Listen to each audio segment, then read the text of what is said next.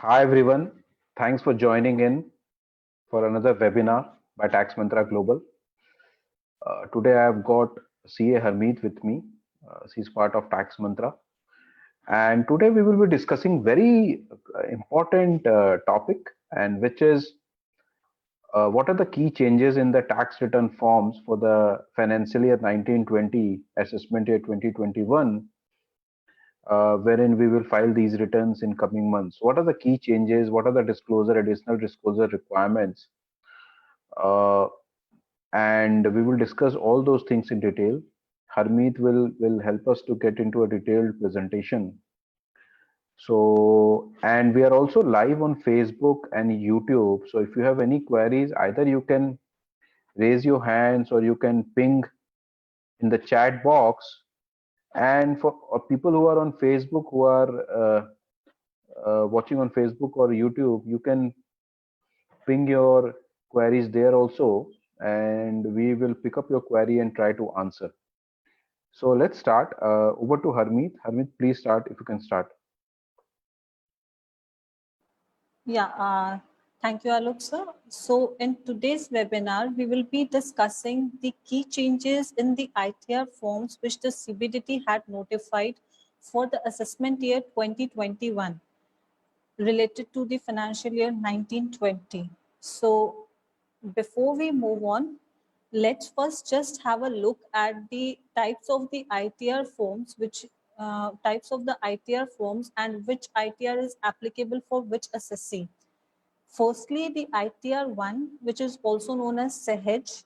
This form is for the individuals and individuals who are resident and having total income up to rupees 50 lakhs, that is income from salary, one house property, other sources, and agricultural income up to rupees 5,000.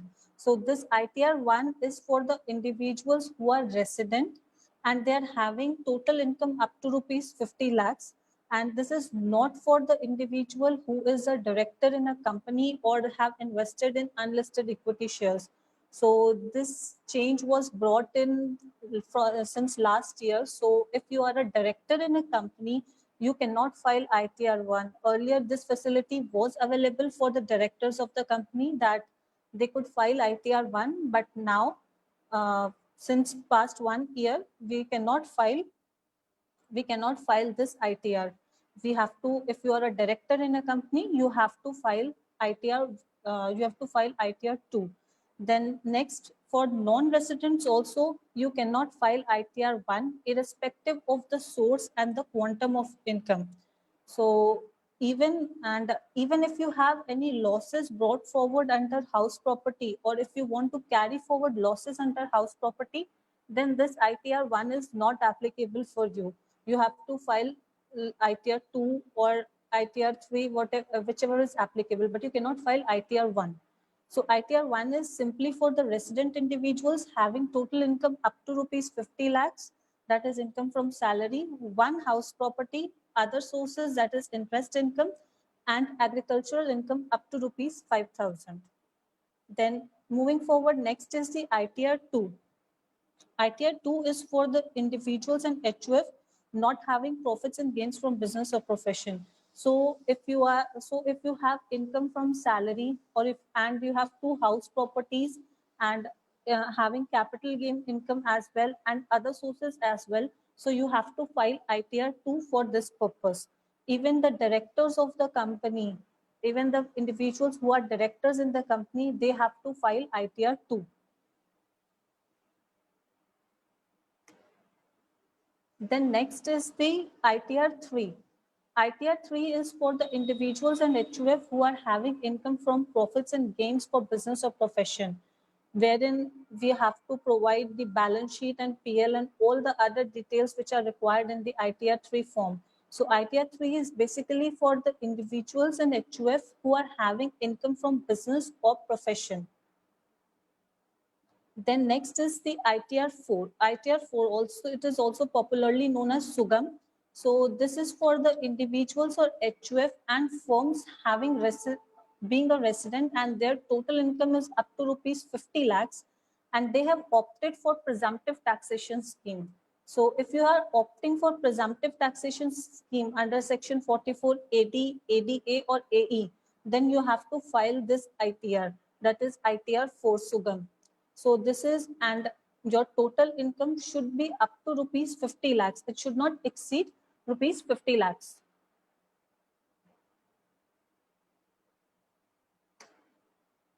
Then next is the ITR 5. ITR 5 is basically for the LLPs and the partnership firms. So this is for the persons other than the individual HUF company and the persons who are required to file ITR 7. So this ITR 5 is basically for LLPs and the partnership firms. ITR 6, as we all are aware, is for the companies. So ITR 6 is for the companies other than the companies who are claiming exemption under section 11. And lastly, ITR 7.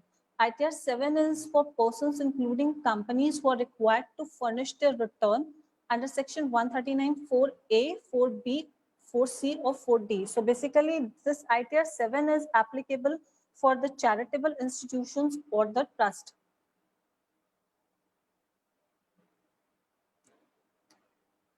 So now let us focus on the key changes which the government has brought in the ITR forms. So first is the Schedule DI to furnish the details of the investments made during this extended period.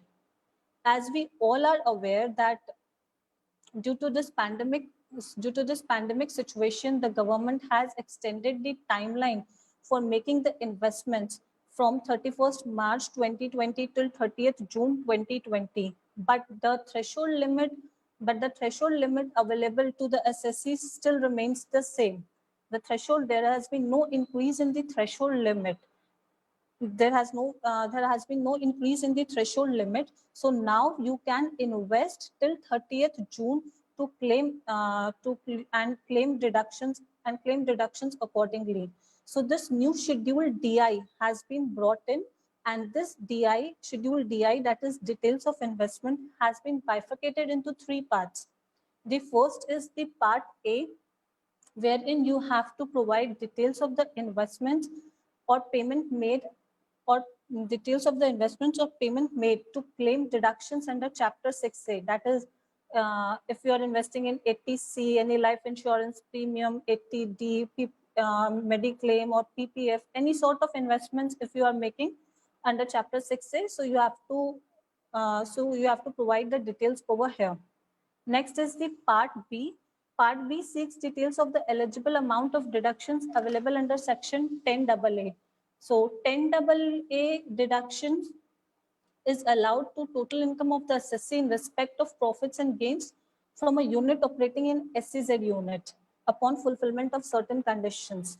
And Part C seeks details of the payment, acquisition, purchase or construction made to claim deductions under Section 54 to 54 GB. So if you are claiming any exemption or deduction under the heads capital gains from falling in the section 54 to 54 GB, so you have to provide the details in the Part C of Schedule DI.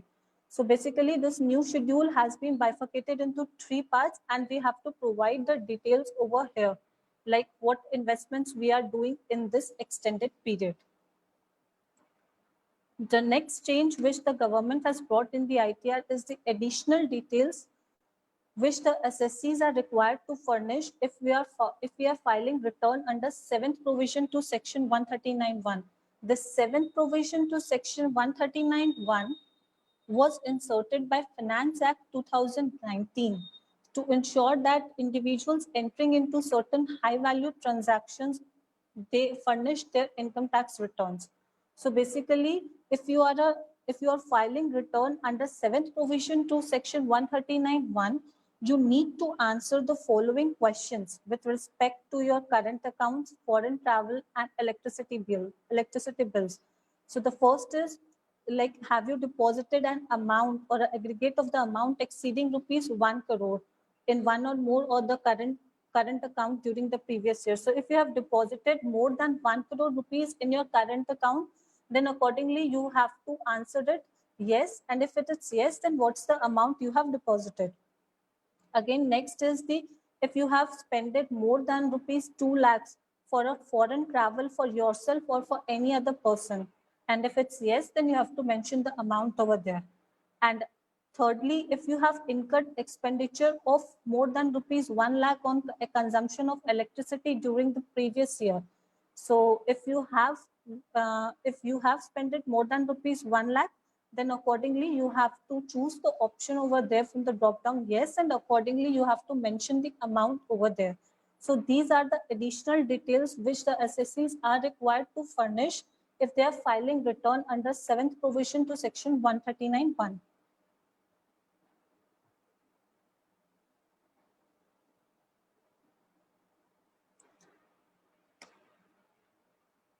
Then the next change which the government has brought in, like is the option to put PAN or Aadhaar in the various schedules. So as we all are aware that in various schedules of the ITR, we need to furnish the PAN of the second party. Like we have to, in case of tenants, we have to mention their PAN. In case of auditor, we have to mention their PAN. For directors, we need to mention their PAN. So now the government has brought the changes in the schedule, and the term PAN has been substituted with the words PAN or Aadhaar. So accordingly, the SSCs can now furnish PAN or Aadhaar. If PAN is not available, then they can mention Aadhaar. They can mention Aadhaar number of the SSC. So in the following schedules, like in case of debt, in case of debtors where there is a bad debts of more than 1 lakh rupees, we need to mention the PAN number of the debtor. So now we can provide Aadhaar also in place of that. So in case of co-owner of the house property, in case of tenant of the house property, if PAN number is not available, then we can mention the Aadhaar number.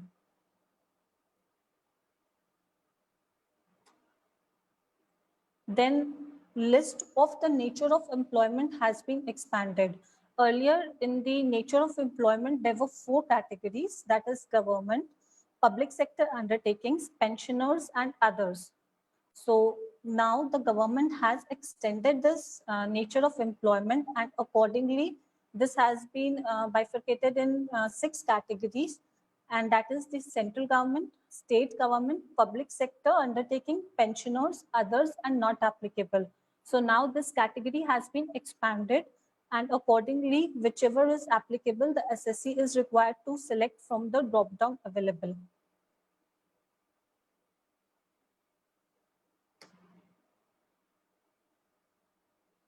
Then next is the unique document identification number if you are filing a return in response to a notice. So if you are filing a return in response to any of the notice, the new ITR forms requires the assessee to provide the DIN, that is the document identification number of the notice in the return. So this DIN mechanism was developed to maintain a proper audit trail of all the communications of the department with the taxpayer. So after the introduction of this DIN system, every notice issued by the department contains a unique identification number. So just to keep a check and maintain a proper audit trail of all the communications, so this new ITR forms will require all the assessees to provide the document identification number of the notice in response to which they are filing the return of income.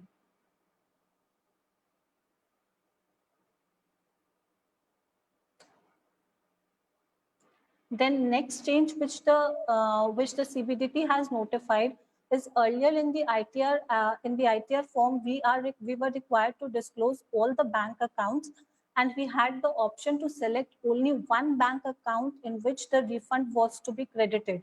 But now in the new ITR forms, the assessee has the option to choose multiple bank accounts for the payment of refund if there is any refund, and accordingly refund will be credited in one of the account decided by the CPC after processing of the income tax return. So now you have the option to select multiple bank accounts in which you want the refund, and accordingly after processing of the returns, CPC will decide will decide one of the account in which the refund should be credited, and accordingly your refund will be credited in any one of the bank accounts.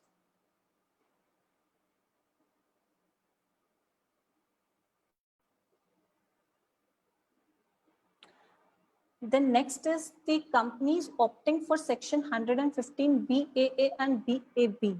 So as we all are aware that in the month of September, the government brought notifications stating lower tax regime for the companies, wherein the corporate tax was reduced to 22%.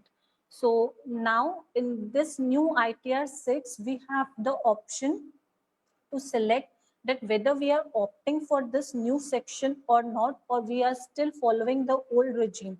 So we have to select from the drop down whether we are opting for this new section or not, and accordingly the tax will be calculated on the basis of our selection. So if we opt for the new section, then tax will be calculated at 22% plus 10% surcharge plus 4% health and education cess, and this is upon fulfillment of certain conditions prescribed in the. This is on fulfillment of certain conditions prescribed in these sections, and accordingly if we opt for this section, tax will be calculated on the basis of that. So we have to ensure that whether companies are opting for this new section or not.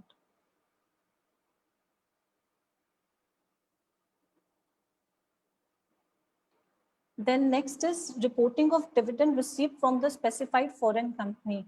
As we all know that dividend received from a specified foreign company in which the domestic company has more than 26% or more equity shareholding is taxable at a special rate of 15% plus surcharge and health and education cess, and no deduction is allowed. The tax is computed on gross basis and no deduction is allowed for any of the expenditure.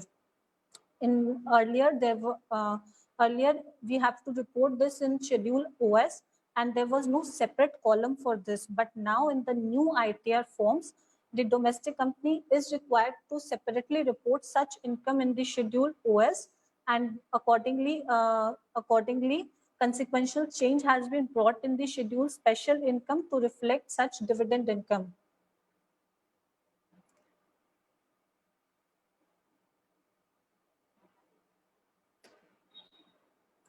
Then the next change which has been brought in the ITR is the type of company to be reported if the assessee is a director in a company. So as we all are aware that since past 1 year, that is assessment year 1920, the directors have to furnish the details in which they are furnish the details of the company in which they are director. They have to mention their name of the company, PAN, whether shares are listed or not, and they have to provide their DIN.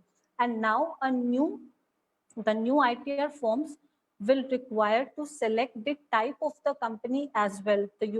So the utility will provide a drop-down list of the types of the companies, whether it's a public company, private company, listed, unlisted, and accordingly you have to select one option from the drop-down and provide the details over there.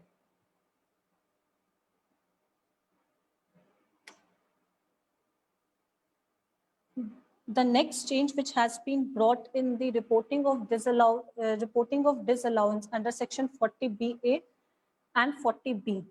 So earlier there were no separate column in the schedule profit and loss account to report such disallowances. So section 40BA deals with the disallowances. It does not allow deductions to the AOP or BOI in respect of any interest, salary, bonus, commission, or remuneration paid to a member. Similarly, section 40B deals with disallowances with respect to remuneration paid to the partner, of a partnership firms. So earlier these disallowances were not separately reported in the profit and loss account schedule, but now in the schedule PL, the separate row has been inserted to report these disallowances.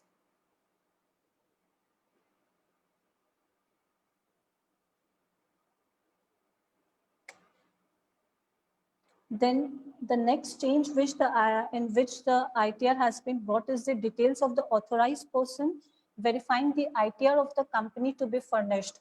So up to previous year, we have seen that any managing director of the company or the director of the company, they used to verify the return. But now this Finance Act has amended this section 140 with effect from this assessment year 2021, wherein it enables any person who is authorized by the board to verify the return of the income. Accordingly, we have to mention the details of that person who is verifying the return of the income in the schedule key persons. So we have to provide the details such as name, his designation, his residential address, PAN or Aadhaar, whatever is available, and DIN if issued by the MCA. So now any person who is authorized by the board can verify the return of the company. It's not necessary that a managing director or director only has to verify the return of the company, but provided we should mention the details of the person who is verifying the return in the schedule key persons.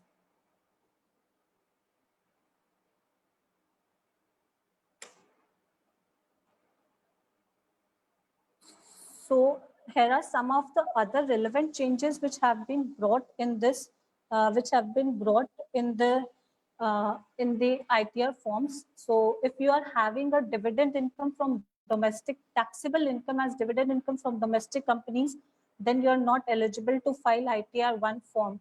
If you are having a joint ownership of a house property, then you cannot file ITR 1 or 4, that is Sahaj or Sugam.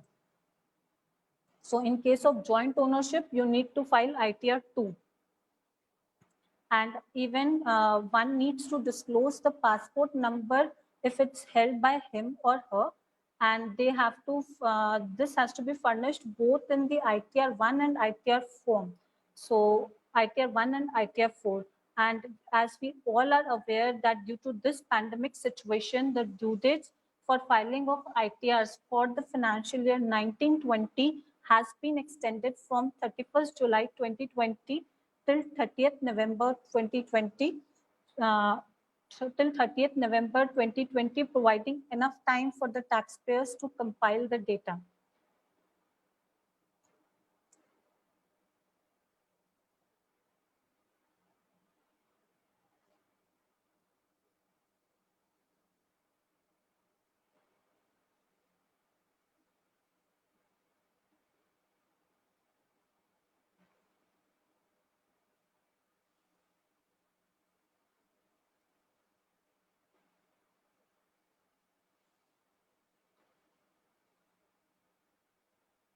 So that's it. Like if you have. Thanks, Harmeet, for a very detailed presentation. And if you have any queries, you can ask, uh, or you can send an email also to our email ID, and we will more than happy to answer your query. Thanks for joining in, everyone. Thanks, Harmeet, again for this presentation. And we Thank you, will sir. again join back soon for another webinar. Till then, thank you. Thanks for attending, everyone. Thank you.